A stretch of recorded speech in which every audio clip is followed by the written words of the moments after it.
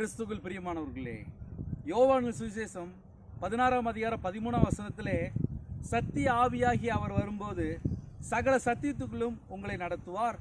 அவர் தம்முடைய சுயமாய் பேசாமல் தாம் கேள்விப்பட்டவைகள் யாவையும் சொல்லி வரப்போகிற காரியங்களை உங்களுக்கு அறிவிப்பார். ஹல்லேலூயா. பரிசுத்த ஆவியானவர் நமக்குள் இருக்கும்போது எப்படி கண்டுபிடிப்பது?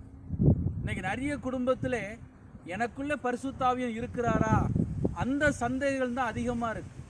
யோவான் சுவிசேஷம் 16ஆம் அதிகாரம் 8ஆம் வசனமும் 13ஆம் வசனமும் தெளிவாக நமக்கு எழுதப்பட்டிருக்கு. பரிசுத்த ஆவியானவர் வரும்போது சகல சத்தியத்துக்குள்ளேயும் நம்மளை வழி நடத்துவார். சகல சத்தியத்துக்குள்ளேயும் வரப்போகிற காரியங்களை நமக்கு அறிவிப்பார். சுயமாய் பேசாமல் தாம் கேள்விப்பட்டவைகள் யாவையும் குறித்து நமக்கு வரப்போகிற காரியங்களை அறிவிப்பார். பரிசுத்த ஆவியானவர் உங்களுக்குள் இருக்கும்போது இன்னொரு அடையாளமும் கண்டுபிடிக்க முடியும். அவர் வந்து பாவத்தை குறித்தும் நீதி குறித்தும் நியாய தீர்ப்பை குறித்தும் உலகத்தை கண்டித்து உணர்த்துவார்.